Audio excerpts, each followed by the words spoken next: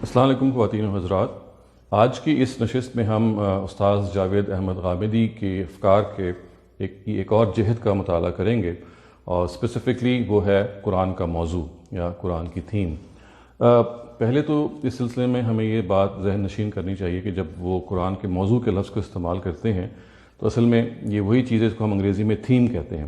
جس میں مطلب اصل میں یہ ہوتا ہے کہ وہ سرشتہ جس سے سورہ کے جو مضامین ہیں، جو کانٹینٹس ہیں، ان کو آپ ایک لڑی میں پرو سکتے ہیں، گویا کہ وہ ہدف ہے ان مضامین کا. تو مضمون کا جو لفظ جب استعمال کیا جاتا ہے تو وہ کانٹینٹ کے لیے استعمال کیا جاتا ہے، وہ مشمولات کے لیے استعمال کیا جاتا ہے. اور جب ہم تھیم کہتے ہیں یا موضوع کہتے ہیں تو اس کا مطلب ہے کہ قرآن مجید کا ہدف کیا ہے، اس کا جو ٹاپک ہے موضوع کے لحاظ سے وہ کیا ہے. اور یہ جاننا اس لیے ضروری ہے کہ ہم قرآن کا جب بھی تعارف کروائیں اور قرآن مجید کے حوالے سے جب بھی ہم کلام کریں تو یہ اگر ہمارے سامنے یہ موضوع ذہن نشین ہوگا، اس کا ہدف ہمارے سامنے ہوگا، تو قرآن کی جو بہت سارے مقامات ہیں جن پر ظاہر ہے کہ آپ کو ڈسکشن کرنی پڑتی ہے، وہ ہمارے لیے بالکل واضح ہو جائیں گے. اور پھر جیسے کہ میں پہلے بھی عرض کر چکا ہوں کہ یہ اس لیے بھی ضروری ہوتا ہے خواتین و حضرات کہ آپ جب بھی علم کی کسی جہت میں داخل ہوتے ہیں، کسی علمی کتاب کا مطالعہ کرتے ہیں، تو اس کا جو موضوع ہے اگر اس سے آپ پہلے سے واقف ہوں، اس کے بارے میں آپ کو پہلے سے تعارف ہو، تو وہ کتاب آپ کے لیے پھر بہت معنی خیز بن جاتی ہے. ہمارے ہاں تاریخ کا اگر آپ مطالعہ کریں، قرآن مجید کی علوم کی تاریخ کا، تو اس کے بارے میں مختلف آراء رہی ہیں. کچھ لوگوں کا یہ خیال ہے کہ قرآن مجید کا جو موضوع ہے وہ انسان ہے. بعض اور لوگ یہ خیال کرتے ہیں، جیسے شاہ ولی اللہ کے بارے میں انہوں نے اپنے الفاظ الکبیر میں اس بات کو بیان کیا ہے کہ قرآن جو ہے وہ فرامین الہیہ کا مجموعہ ہے، اور اس کے اندر 5 بڑے مضامین ہیں جن کو انہوں نے گنوایا ہے. اور وہ ظاہر ہے انہوں نے اپنے مضمون تک ہی، یعنی مضمون کو گنوانے کی حد تک ہی اس بات کو بیان کیا، انہوں نے یہ بات بیان نہیں کی کہ اس کی تھیم کیا ہے. تو پہلی چیز جو ہمیں غامدی صاحب کی فکر میں ملتی ہے وہ یہ ہے کہ موضوع اور مضمون، یعنی موضوع اور مضمون میں ایک فرق ہے. یعنی موضوع تو کنٹینٹس کا نام ہے، وہ مشتملات کا نام ہے، اور تھیم اصل میں جو مضمون ہے وہ کانٹینٹس کا نام ہے، اور جو تھیم ہے وہ موضوع کا نام ہے. یعنی موضوع کا مطلب یہ ہے کہ جس طرف آپ کے جو کنٹینٹس ہیں ان کا جو رخ کیا ہے، اس کا ہدف کیا ہے، اس کا ٹارگٹ کیا ہے. خواتین و حضرات، اس پس منظر کے ساتھ اگر آپ کے ذہن میں یہ بات واضح ہو جائے کہ موضوع اور مضمون میں کیا فرق ہے، اور یہاں ہم اصل میں قرآن کا موضوع ہے جس پہ گفتگو کرنے لگے ہیں، تو ایک چھوٹی سی تمہید ہے جو میں آپ کی خدمت میں پیش کرنا چاہتا ہوں. اس کے بعد پھر ہم اس تھیم کی ایگزیکٹ سٹیٹمنٹ کی طرف آئیں گے جیسے کہ قرآن مجید میں بیان ہوئی ہے. لیکن دیکھیے، اس کو سمجھنے کے لیے کہ قرآن کا موضوع کیا ہے، تھوڑا سا ہٹ کے قرآن مجید ہی کی روشنی میں آئیے ہم انسانی تاریخ کا تھوڑا سا مطالعہ کریں. گویا اگر ہم انسان کی مذہبی تاریخ کا مطالعہ کرتے ہیں تو دیکھیے ایک چیز واضح ہو جاتی ہے کہ انسان کی جو مذہبی تاریخ ہے، جس کا اصل مطلب یہ ہے کہ پوری انسانی تاریخ جب سے حضرت آدم پیدا ہوئے ہیں اور جب قیامت آئے گی، ہم اصل میں اس ایرا کی بات کر رہے ہیں، اس ٹائم پیریڈ کی بات کر رہے ہیں. تو دیکھیے اس پوری کی پوری ہسٹری کو، اس پورے کے پورے ٹائم سپین کو آپ دو بالکل واضح ادوار میں تقسیم کر سکتے ہیں. ایک وہ دور ہے جو حضرت آدم سے لے کے نبی صلی اللہ علیہ وسلم پر ختم ہوتا ہے، جس کو ہم دور انبیاء کہہ سکتے ہیں. یعنی یہ وہ دور ہے جس میں اللہ تعالیٰ نے اپنی رہنمائی کو انسانوں کی گائیڈنس کے لیے بھیجا، اور اس کا جو ذریعہ انہوں نے منتخب کیا وہ اپنے انبیاء اور اپنے رسول تھے. تو یہ پہلا، یعنی آپ کہہ لیجئے کہ جو فورموسٹ جو ایرا ہے، جو پہلا ایرا ہے، جو پہلا دور ہے تاریخ کا، وہ ہم کہہ سکتے ہیں دور نبوت کا. اس کے بعد ایک دوسرا ایرا ہے جس میں اب انبیاء علیہ السلام نے نہیں آنا، اور یہ وہ ایرا ہے، یہ وہ زمانہ ہے جو نبی صلی اللہ علیہ وسلم کی وفات سے لے کر آخرت تک سٹریچ کرتا ہے، اس تک ممتد ہوتا ہے. گویا اگر آپ ایک لکیر کھینچیں،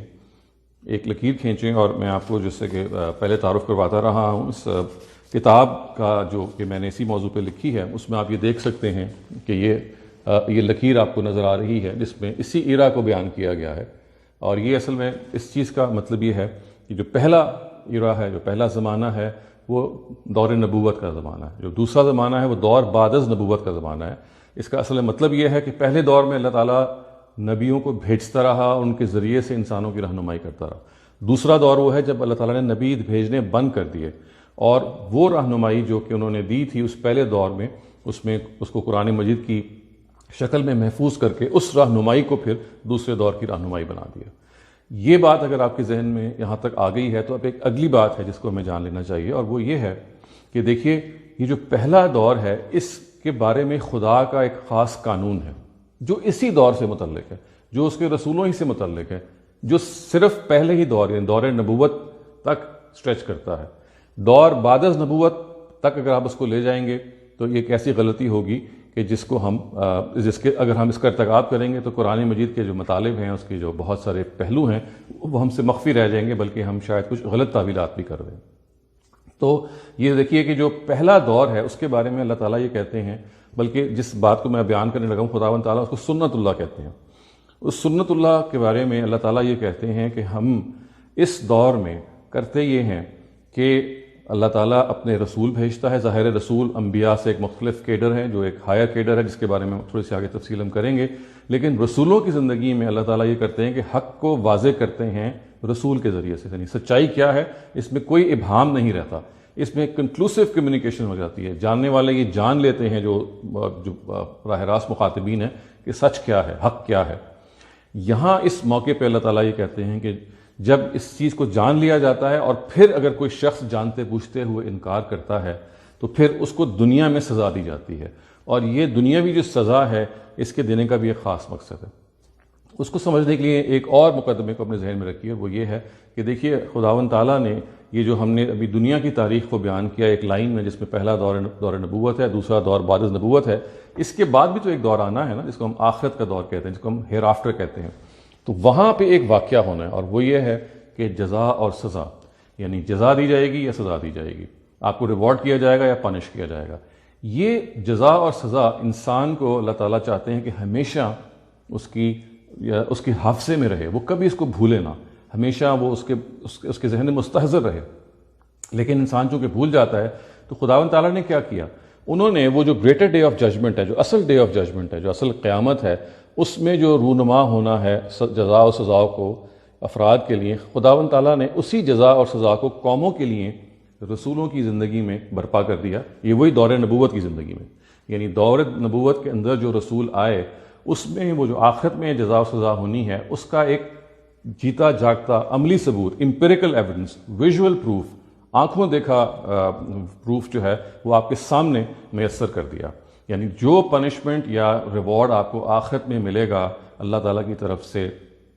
افراد کو، بالکل وہی چیز قوموں کو دور نبوت میں اللہ تعالیٰ نے کہا کہ میں یہی کام یہاں کروں گا، تاکہ دور نبوت کے لوگ بھی اور دور بعد از نبوت کے لوگ بھی یہ محسوس کریں کہ ایک دن وہ گریٹر ڈے آف ججمنٹ آنا ہے، اور اس کا پروف یہ ہے کہ دیکھیے قوموں کے بارے میں اللہ تعالیٰ نے یہ عدالت دنیا میں لگائی اور ان قوموں کو دنیا میں سزا دی۔ اور کس بات کی سزا دی؟ اس بات کی سزا دی کہ انہوں نے جانتے بوجھتے حق کا انکار کیا، یعنی حق ان پر واضح ہو گیا تھا، کوئی کنفیوژن نہیں تھی، کوئی التباس نہیں تھا، ان کو یہ معلوم تھا کہ سچائی کیا ہے۔ قرآن یہ الفاظ استعمال کرتا ہے من بعد ما تبین لہ الحق، بعد اس کے کہ حق ان پر واضح ہو گیا، یعنی حق ان کو کوئی اجنبی نہیں محسوس ہو رہا تھا، بلکہ ان کے دل کے اندر بالکل واضح تھا کہ حق کیا ہے، لیکن پھر ایروگنس یا تکبر یا بعض ویسٹرن انٹرسٹ کی وجہ سے انہوں نے انکار کر دیا۔ تو خداوند تعالیٰ کہتے ہیں کہ ایسے لوگوں کو پھر میں دنیا میں سزا دیتا ہوں، اور یہ دنیاوی سزا اصل میں اس چیز کے لیے دی جاتی ہے تاکہ وہ اس اخروی سزا کے لیے ایک امپیریکل، ایک جیتا جاتا ثبوت بن جائے۔ تو خواتین و حضرات، یہ وہ ابھی پس منظر ہے جو ابھی ہم تھوڑا سا اس کا مطالعہ کر رہے ہیں، میں صرف اس کی یاد دہانی کرا رہا ہوں۔ ابھی ہم موضوع کے بارے میں اسی پس منظر کے بعد آگے آتے ہیں۔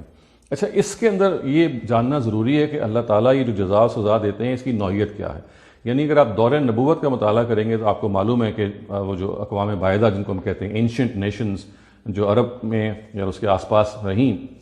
اس میں قوم عاد ہے، قوم سمود ہے، قوم شعیب ہے، قوم نوح ہے، بہت ساری اور اقوام ہیں جن کو اللہ تعالیٰ نے آسمانی عذاب سے نیست و نابود کر دیا۔ تو دیکھیے اس کے بارے میں جو جزا و سزا کا جو قانون قرآن مجید کے مطالعے سے ہمارے سامنے آتا ہے ان اقوام کے بارے میں، وہاں یہ لگتا ہے کہ جب رسول کے جو ساتھی ہیں وہ ایک کم تعداد میں ہوں اور ان کو کوئی دارالحجرت میسر نہ ہو، یعنی کم تعداد میں بھی ہوں، دارالحجرت میسر نہ ہو، تو رسول اپنی قوم کو یہ سچ کے وضوح کے بعد، سچ کو واضح کر دینے کے بعد اس حد تک کہ ان کے پاس انکار کی گنجائش نہ رہے، جس کو ہم اصطلاح میں اتمام حجت کہتے ہیں، رسول اپنی قوم کو چھوڑ دیتا ہے خدا کے کہنے پر۔ خدا کے کہنے پر وہ ہجرت کر جاتا ہے، وہ الگ ہو جاتا ہے، اور اس کے بعد پھر اللہ تعالیٰ آسمانی عذاب کے ذریعے سے، آسمانی آفتوں کے ذریعے سے اس قوم کو تباہ کر دیتے ہیں۔ اس کے برعکس اگر صورتحال یہ ہو کہ رسول کے پاس ایک دارالہجرت بھی میسر ہے، یعنی پلیس آف مائگریشن بھی اویلیبل ہے، اور اس کے ساتھی وہ بھی اس تعداد میں ہیں کہ وہاں جا کے ان کو اقتدار مل جاتا ہے اس جگہ کا، یعنی وہاں جا کے اس جگہ کا اقتدار مل جاتا ہے، تو پھر رسول اپنے ساتھیوں کے ساتھ اس جگہ پہ چلا جاتا ہے، وہاں اپنے اقتدار کو مستحکم کرتا ہے، اور پھر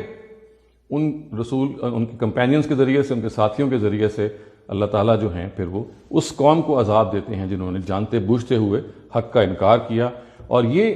چیز جو ہے، یہ اللہ تعالیٰ اس چیز کو بیان کرتے ہیں، اور اگر ہم قرآن میں پڑھیں اور تورات سے بھی، اولڈ ٹیسٹمنٹ سے بھی اس کی ہم تفصیل پڑھیں تو معلوم ہوتا ہے کہ حضرت موسیٰ کے معاملے میں یہی صورتحال پیش آئی، خود نبی صلی اللہ علیہ وسلم کے اپنے معاملے میں یہ پیش آئی کہ آپ ہجرت کر گئے، اور ہجرت کے بعد پھر یہ اور بات ہے کہ ان کی قوم پھر بعد میں ایمان لے آئی، اور وہ اس الٹیمیٹ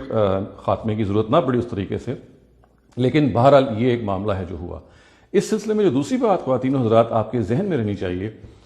وہ یہ ہے کہ اللہ تعالیٰ جب پنشمنٹ دیتے ہیں، جب عذاب دیتے ہیں، جب اس طرح سے چاسٹائز کرتے ہیں، تو عام طور سے یہ کیا گیا ہے کہ جو مشرکین ہوتے ہیں، جو مشرکانہ اقوام ہیں، اللہ تعالیٰ ان کو نیست و نابود کر دیتے ہیں، ان کو ختم کر دیتے ہیں، اور یہ بالکل اسی اصول پہ ختم کرتے ہیں جس کے بارے میں ہمیں معلوم ہے قرآن مجید میں کہ جو اہل شرک ہیں ان کو معاف نہیں کیا جائے گا۔ قرآن مجید میں یہ الفاظ آئے ہیں کہ ان اللہ لا یغفر ان یشرک بہ ویغفر ما دون ذلک من یشاء، یعنی جس کو اللہ تعالیٰ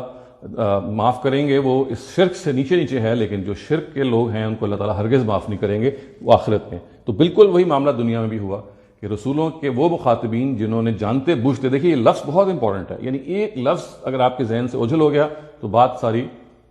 اس کا جو سرشتہ ہے وہ ہاتھ سے نکل جائے گا۔ جانتے بوجھتے انکار کرنا، ڈیلیبریٹ نوئنگلی، یہ ہے جس کو جرم بنا دیتا ہے کہ آپ کے پاس حق بالکل ایویڈنٹ تھا، آپ تسلیم کر رہے تھے کہ بالکل ٹھیک ہے، لیکن کسی نہ کسی وجہ سے آپ نے کہا کہ میں نے نہیں ماننا۔ تو خداوند تعالیٰ یہ کہتے ہیں کہ جو شرک اس درجے میں کرے گا کہ اس کو شرک کی جو غلطی ہے وہ معلوم ہوگی، لیکن پھر بھی وہ اس پہ اصرار کرے گا، تو اللہ تعالیٰ کہتے ہیں کہ ان کو پھر میں دنیا میں مٹا دیتا ہوں۔ یہی معاملہ آخرت میں ان بندوں کا ہوگا جو اس طرح کا رویہ اختیار کریں گے۔ البتہ وہ لوگ کہ جو توحید پرست ہیں، خواہ وہ بگڑے ہوئے توحید پرست کیوں نہ ہو، اللہ تعالیٰ نے ان کے لیے جو قانون رکھا، اگر ہم قرآن سے مطالعہ کرتے ہیں تو وہ یہ ہے کہ ان کو اللہ تعالیٰ نیست و نابود نہیں کرتے، بلکہ ان کو یہ موقع دیتے ہیں کہ اگر آپ نے اپنے مذہب پہ قائم رہنا ہے تو پھر اسلام کے غلبے اور تسلط کے نیچے رہنا ہے، اور جزیہ دے کے اپنی اس پوزیشن کو کلیئر رکھنا ہے کہ آپ اب ایک محکوم جگہ پہ ہیں، اور وہ ایک ایسی جگہ ہے کہ جہاں پہ آپ کو زندہ تو رہنے دیا جائے گا، اپنے مذہب پہ رہنے دیا جائے گا، لیکن آپ کو اس جگہ پہ رکھا جائے گا کہ آپ محسوس کریں کہ آپ ذلت اور ہیوملیشن میں رہ رہے ہیں اور ایک اسلامک اسٹیٹ کے تحت رہ رہے ہیں۔ یہ وہ قانون ہے جو قرآن مجید میں جگہ جگہ بیان ہوا ہے۔ اور خواتین و حضرات اگر میں اس کو بیان کروں تو استاذ جاوید احمد غامدی سے پہلے ان کے اپنے استاذ مولانا امین احسن اصلاحی، اور پھر ان کے استاذ امام حمید الدین فراہی، یہ تینوں حضرات نے یہ پوری کی پوری جو رسولوں کی تفصیل ہے اس کو بیان کیا ہے، اور اس میں مختلف اور ضرور ہے کہ ان تینوں حضرات کے یہاں کچھ پریسیجن پیدا ہوئی ہے، لیکن بنیادی طور پر امام حمید الدین فراہی صاحب نے اس چیز کو زوردار طریقے سے بیان کیا کہ رسولوں کے بارے میں اللہ تعالیٰ کا قانون کیا ہے۔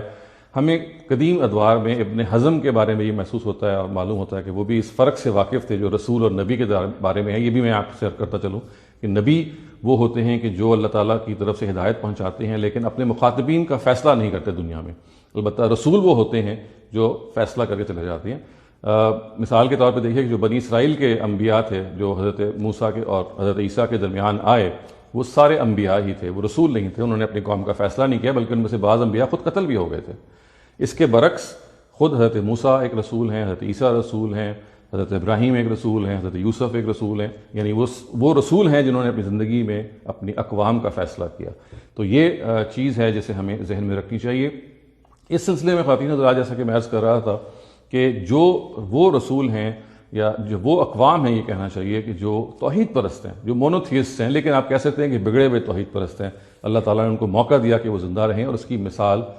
دور نبوت کے نبی صلی اللہ علیہ وسلم کے دور کے جو یہود و نصارہ ہیں ان کو اللہ تعالیٰ نے یہ موقع دیا کہ آپ رہ سکتے ہیں زندہ، لیکن آپ کو پھر جزیہ دے کے سبسروینٹ ہو کے محکوم ہو کے رہنا پڑے گا، اور خداوند تعالیٰ نے ان کو مشرک قرار نہیں دیا۔ یہ بھی ایک ایسی غلط فہمی ہے جو اسی اثناء میں ہمیں تھوڑی سی دور کر لینی چاہیے کہ اللہ تعالیٰ انہی لوگوں کو مشرک قرار دیتا ہے جو مقر بالشرک ہو۔ مقر بالشرک کا مطلب کیا ہے؟ شرک کا خود اقرار کریں، کنفیس کریں۔ اہل کتاب نے یہ کبھی نہیں کیا، وہ ٹرینٹی کو یا تثلیث کو توحید ہی کی ایک شکل مانتے تھے، اگرچہ قرآن نے اس کو تسلیم نہیں کیا، لیکن ان کی بات کا اعتبار کرتے ہوئے ان کو کبھی مشرک نہیں کہا۔ اور خواتین حضرات، یہ بہت بڑی بات ہے، اس کو سمجھنا بہت ضروری ہے کہ پورے قرآن مجید میں کہیں پہ بھی اہل کتاب کو مشرک نہیں کہا گیا، اہل کتاب کو مشرک نہیں کہا گیا، جیسے کہ مشرکین عرب کو کہا جاتا تھا، کیونکہ وہ شرک کا خود اقرار کرتے تھے۔ اسی وجہ سے ان کو توحید پرست بھی کہا جاتا ہے، اگرچہ وہ ہم کہہ سکتے ہیں کہ بگڑے ہوئے توحید پرست ہیں۔ تو خواتین حضرات، یہ پہلا جو زمانہ ہے جس کو ہم دور نبوت کہتے ہیں، یہ اس کے کچھ خصائص ہیں جو میں نے آپ کے سامنے رکھے۔ اس میں ان خصوصیات کے لحاظ سے اللہ تعالیٰ دنیا میں اقوام کا فیصلہ کرتے ہیں رسولوں کی زندگی میں، تاکہ یہ جو فیصلہ دنیا میں کیا جا رہا ہے، یہ اخروی جو جزا و سزا ہونی ہے، جو ہماری سب سے بڑی آزمائش ہے جس کو ہم بھول جاتے ہیں، وہ ہمیشہ کے لیے ہمارے سامنے مستحضر ہے۔ اور قرآن مجید میں، تورات میں بھی اور قرآن مجید میں بھی، اس کی جو سرگزشت ہے اس کو محفوظ کر دیا گیا ہے، اس کو بالکل پرزرو کر دیا گیا ہے، تاکہ ہم اس کو بھولیں نہ، اور ہم بار بار ہم اس کی یاد دہانی کریں کہ خداوند تعالیٰ کی جو جسٹس ہے، اس کا جو عظیم عدل ہے، اس کا جو پرفیکٹ جسٹس ہے، اس نے قیامت میں نمودار ہونا ہے، اور ہم کبھی اس کو بھولیں نہ۔ یہ وہ دور نبوت کے خصائص ہیں خواتین حضرات جو ہمارے ذہن میں رہنے چاہیے۔ اب اس تمہید ذرا تھوڑی سی طولانی ہو گئی، لیکن اس تمہید کے بعد اب ہم یہ بیان کر سکتے ہیں کہ قرآن کا موضوع کیا ہے۔ تو دیکھیے، قرآن کا موضوع یہ ہے کہ آخری مرتبہ جب یہ جزا و سزا دنیا میں منعقد ہوئی تو نبی صلی اللہ علیہ وسلم کے زمانے میں منعقد ہوئی۔ قرآن کچھ نہیں ہے مگر اس جزا و سزا کی تفصیل کی روداد۔ گویا کہ نبی صلی اللہ علیہ وسلم کے زمانے میں جو جزا و سزا برپا ہوئی ان کے مخاطبین کے بارے میں، اس کی روداد بیان کرتا ہے، اس کا اکاؤنٹ بیان کرتا ہے، اس کی سرگزشت بیان کرتا ہے۔ یہ قرآن مجید کا موضوع ہے، اور اس قرآن مجید کے موضوع کو اگر آپ سامنے رکھیں گے تو آپ کو یہ بھی واضح ہو جائے گا کہ کیوں یہود و نصارہ اور مشرکین کا جو قرآن میں ذکر بار بار آتا ہے، اس کی پھر ریلیونس کیا ہے۔ تو اگر آپ اس موضوع کو سامنے رکھیں گے تو آپ کو نظر آئے گا کہ اللہ تعالیٰ نے نبی صلی اللہ علیہ وسلم کی اپنی زندگی کو مختلف ادوار میں تقسیم کیا۔ یعنی ایک وہ براڈ دور ہے جو ہجرت سے پہلے کا، ایک وہ دور ہے جو ہجرت سے بعد کا ہے۔ ہجرت سے پہلے کی جو زندگی ہے اس میں آپ نے اپنی دعوت لوگوں کے سامنے پیش کی، آپ نے لوگوں کو سمجھایا، آپ نے لوگوں کو بتایا، اور آپ نے اس کے لیے، جس میں قرآن یہ کہتا ہے نا کہ آپ اپنے آپ کو ہلاک کر چھوڑیں گے کہ آپ ان کے پیچھے جا رہے ہیں، ان کو آپ اتنا سمجھا رہے ہیں۔ تو نبی صلی اللہ علیہ وسلم اتنے زیادہ اس بارے میں حساس تھے۔ تاہا ما انزلنا علیک القرآن لتشقی، کہ ہم اللہ تعالیٰ کو کہنا پڑا کہ ہم نے آپ کو پر قرآن اس لیے نازل نہیں کیا کہ آپ اپنے آپ کو مشقت میں ڈال رہے ہیں، اپنے آپ کو ہلاک کر بیٹھے ہیں۔ یہ تو آپ کی ذمہ داری ہے، اس کو آپ اپنی بہترین صلاحیت کے مطابق ضرور سر انجام دیں، لیکن اس میں بہت زیادہ آگے بڑھنے کی ضرورت نہیں ہے۔ تو یہ وہ دور آپ کے لیے مائیگریشن سے پہلے، ہجرت سے پہلے کا جو دور تھا، اللہ تعالیٰ نے نبی صلی اللہ علیہ وسلم کی ذمہ داری لگائی کہ آپ مختلف فیزز سے ہوتے ہوئے آخر میں ہجرت سے پہلے تک حجت تمام کر دیں گے۔ حجت تمام کرنے کا کیا مطلب ہے؟ کہ حق کو اس درجے میں واضح کر دیں گے کہ آپ کے مخاطبین کے پاس اس کے انکار کی گنجائش نہیں ہوگی۔ یہ کر کے پھر آپ مدینہ تشریف لے آئے، وہاں آپ کو مدینہ کا اقتدار نصیب ہوا۔ مدینہ کے اقتدار کے نصیب ہونے کے بعد آپ کو مختلف جنگوں سے سابقہ پیش آیا، ظاہر ہے ان میں وہ جنگیں تھیں جہاں پہ اللہ تعالیٰ نے یہ موقع دیا کہ اگر اب چونکہ اہل ایمان کے ہاتھوں سے یہ معاملہ سر انجام ہونا تھا، جس کو قرآن یہ بیان کرتا ہے کہ وما رمیت اذ رمیت ولکن اللہ رما، یعنی یہ جو تم نے پتھر پھینکے یا تم نے راکھ پھینکی، یہ تم نے نہیں پھینکی بلکہ خداوند تعالیٰ نے اصل میں پھینکی، جس کا مطلب اصل میں یہ ہے کہ یہ خدا اس کے پیچھے تھا، خدائی فورس اس کے پیچھے تھی، رسول اور اس کے ساتھی اس کا محض ویپن تھے، اس کا آلہ کار تھے۔ اس چیز کو پھر قرآن مجید میں محفوظ کیا گیا، کس طرح سے اس مدنی دور میں بدر اور احد اور خندق اور پھر صلح حدیبیہ اور پھر فتح مکہ اور پھر تبوک کی سارے واقعات پیش آئے اسی ترتیب سے، اور ان کے اندر پھر اللہ تعالیٰ نے وہی قانون برپا رکھا جو کہ قانون اتمام حجت سے متعلق ہے، جس کو ہم کنکلوسیو کمیونیکیشن آف دا ٹروتھ کہتے ہیں، تا وقت کہ پھر یہ ہوا کہ فتح مکہ میں اہل جو کفار تھے ان میں سے اکثریت ایمان لے، 3 یا 4 لوگ تھے جنہوں نے اپنے آپ کو شرک سے پھر بھی یا کفر سے اپنے آپ کو وابستہ رکھا۔ اس سے پہلے بھی کچھ لوگوں کو مار دیا گیا تھا، جیسے کعب بن اشرف ہیں یا بعض اور ایکٹیو جو اینیمیز تھے، اس لیے کہ انہوں نے اتمام حجت کے بعد وہ رویہ برقرار رکھا تھا جس میں قرآن نے جو مہلت دی تھی انہوں نے اس سے بھی فائدہ نہیں اٹھایا. تو یہ وہ پوری کی پوری سرگزشت ہے مدنی دور کی اور مکی دور کی جو قرآن مجید میں سیوڈ ہے، پریزروڈ ہے، تاکہ یہ بتایا جائے کہ خدا کے آخری پیغمبر نے جب یہ وارننگ دی، یہ انذار کیا، تو وہ کیسے کیا اور اس کی کیا تفصیلات ہیں، اور جس کو قرآن نے بیان کیا ہے کہ لکل امت رسول فاذا جاء رسولہم لا یستأخرون ولا یقدمون قضی بینہم بالقسط، یعنی جب رسول ان کے پاس آ جاتا ہے تو ان کا فیصلہ کر دیا جاتا ہے. وَلِكُلِّ قَوْمٍ رَسُولٌ فَإِذَا جَاءَ رَسُولُهُمْ قُضِيَ بَيْنَهُمْ بِالْقِسْطِ وَهُمْ لَا يُظْلَمُونَ. یہ معاف کیجیے گا میں آیت مختلف پڑھ گیا تھا، لیکن یہ آیت ہے سورہ یونس کی جس میں یہ بات بیان ہوئی ہے کہ جب ایک رسول کی قوم کا وقت آ جاتا ہے تو پھر اس قُضِيَ بَيْنَهُمْ بِالْقِسْطِ، تو انصاف کے ساتھ اس کا معاملہ دنیا ہی میں چکا دیا جاتا ہے. تو یہی معاملہ رسول کا تھا جو دنیا میں چکا دیا گیا. یہ اب اس پورے بیک گراؤنڈ کے بات خواتین و حضرات، جو سب سے امپورٹنٹ بات ہے، بہت امپورٹنٹ ہے، انتہائی ضروری ہے، جس کے نیچے آپ اپنے ذہن میں ایک سرخ لکیر لگا سکتے ہیں، وہ یہ ہے کہ اس موضوع کا سب سے بڑا تقاضا، the greatest implication of this topic, of this theme of the Quran is کہ ہمیں رسول کے جو مخاطبین یہود و نصارہ اور مشرکین ہیں وہ اور آج کل کے یہود و نصارہ یا مشرکین ہیں ان کے درمیان ڈفرینشیٹ کرنا پڑے گا. یعنی دور نبوت کے جو مثال کے طور پہ جوز اور کرسچنز ہیں جن پہ یہ سزا نافذ ہوئی، جن کے بارے میں یہ کہا گیا کہ اگر وہ ایمان نہیں لے کے آئیں گے تو جو مشرکین ہیں ان کو مٹا دیا جائے گا، جو اہل کتاب ہیں ان کو زندہ رکھا جائے گا، لیکن جزیہ پہ زندہ رکھا جائے گا. وہ لوگ تھے کہ جن کو رسول جو ان کے براہ راست مخاطبین تھے، فورموسٹ ایڈریسیز تھے، جو سامنے کھڑے تھے، یہ ان کے بارے میں قانون ہے. نبی صلی اللہ علیہ وسلم کے رخصت ہو جانے کے بعد سے لے کے قیامت تک کے جو یہود و نصارہ ہیں یا وہ رسول نصارہ جن کو ظاہر ہے کہ صحابہ کے دور کے بعد ہیں، ان کے بارے میں یہ قانون ہرگز نہیں ہے کہ ان پہ جزیہ لگایا جائے، یا جیسے کہ قرآن مجید کی اور آیتوں میں آیا ہے کہ ان سے دوستی نہیں کی جائے گی، یا کچھ اور سخت رویے بھی اختیار کیے جائیں گے جس کی تفصیل کا اس وقت یہ موقع نہیں ہے. تو یہ ذہن میں رکھیے کہ جو ہارش آیتیں ہیں قرآن مجید کی، جو سخت آیات ہیں، یہ انہی یہود و نصارہ سے متعلق ہیں. کیوں؟ اس لیے کہ یہ وہ یہود و نصارہ ہیں جو اس قانون کے تحت تھے جو رسولوں ہی کے دور کے ساتھ خاص ہے. یعنی یہ وہ قانون ہے جو رسولوں کے دور کے ساتھ خاص ہے، یہ دور بعد از نبوت کے لیے یہ قانون ہے ہی نہیں. غلطی یہ ہوئی ہے کہ اس قانون کو جو کہ دور نبوت سے متعلق تھا، اس کو ایکسٹریپولیٹ کر لیا گیا ہے، اس کو ایکسٹینڈ کر لیا گیا ہے دور بعد از نبوت کے لیے بھی. اور اسامہ بن لادن ہوں یا ملا عمر ہوں یا اس قبیل کے جو باقی لوگ ہوں، انہوں نے یہ محسوس کیا کہ جو رسولوں نے سزا دی اللہ کے بہاف پہ، اس سزا دینے کے ہم بھی اتھارٹی رکھتے ہیں. یہ وہ اجتہادی غلطی ان سے ہوئی جس کو ہم چاہتے ہیں کہ بیان کریں اور لوگ اپنے آپ کو اس میں درست کریں. یہ رسولوں کا یارہ تھا، یہ رسولوں کی ذمہ داری تھی جو اللہ کی طرف سے ان پہ عائد کی گئی تھی اور انہوں نے پوری کی. رسولوں کے جانے کے بعد یہ ذمہ داری ہم میں سے کسی کی بھی نہیں ہے. دور بعد از نبوت میں اس کو میں پوسٹ پروفیٹک ایرا کہہ سکتا ہوں، یعنی ایک پروفیٹک ایرا ہے یعنی جو دور نبوت ہے، ایک پوسٹ پروفیٹک ایرا ہے جو دور بعد از نبوت ہے. اس کے اندر آپ کو ہر حال میں اپنا تعلق یہاں کے جو جوز اور کرسچنز ہیں وہ تعلق رکھنا ہے کہ جو ایک دعوت کا تعلق ہے، جو دین پہنچانے کا تعلق ہے. اس میں تحکم نہیں ہوگا، اس میں سزا نہیں دی جائے گی، اس میں اتمام حجت نہیں ہوگا، اس میں شرک، کفر اور ارتداد کی سزائیں نہیں دی جائیں گی. یہ شرک، کفر اور ارتداد کی جو سزا ہے یہ بھی اللہ تعالیٰ کے رسولوں کے دور سے خاص ہے، اس لیے کہ یہ وہ سزا ہے جو انکار حق پہ دی جاتی ہے.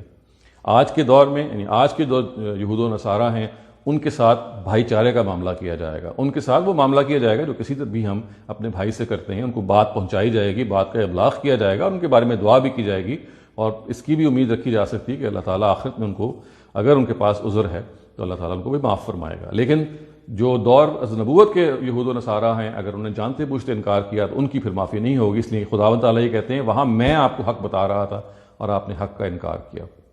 خواتین حضرات، یہ اتنی امپورٹنٹ امپلیکیشن ہے قرآن کے اس موضوع کی، اور استاذ غامدی نے اس کو اس طرح سے بیان کیا ہے اپنی کتاب میزان میں، اور پھر جگہ جگہ اپنی تفسیر البیان میں اس کی کچھ تفصیلات آپ وہاں دیکھ سکتے ہیں. لیکن اس کے نتیجے میں پورا قرآن ایک نئے تناظر میں ہمارے سامنے آتا ہے، اور یہ اس لیے بہت ضروری ہے اس کی تفصیل سمجھنا اور جاننا کہ یہ بین الاقوامی طور پہ آپ کے جو معاملات ہیں ان کو متاثر کرتا ہے. آپ کو یہ بتاتا ہے کہ اس دور کے جوز اور کرسچنز اور ایک لحاظ سے ان کے ساتھ ایک باامن طریقے سے رہنا ہی اصل میں دین کا تقاضا ہے۔ وہ جو اقدام کیا گیا ان یہود و نصارہ کے ساتھ، وہ تھے کہ جو دور نبوت میں موجود تھے، جن کو خدا نے خود حق کو پہنچایا۔ تو ان الفاظ کے بعد میں اپنی اس بات کو ختم کرتا ہوں، اور قرآن کے اس موضوع کے بارے میں ذہن میں رکھیے کہ یہ اللہ تعالیٰ نے وہ آخری رودات ہے جو بیان کی ہے حق اور باطل کے درمیان اس دنیا کی۔ ہمیں اسی چیز کو ذہن میں رکھنا ہے، اس کی ریلیونس یہی ہے کہ اس کو پڑھ کے ہم اپنی آخرت کے بارے میں فکر مند ہوں کہ ہمارا بھی یہی حساب ہونا ہے۔ اقول قولی ھذا واستغفر اللہ لی ولکم ولسائر المسلمین والمسلمات۔